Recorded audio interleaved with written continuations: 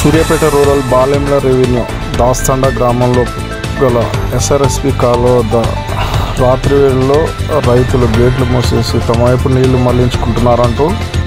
అర్ధరాత్రి 1 గంటకు కాలువ కాపలాగా ఉన్న సిఎస్సి డి ఇరిగేషన్ ఇన్స్పెక్టర్స్ లష్కర్స్ పోలీస్ సిబ్బంది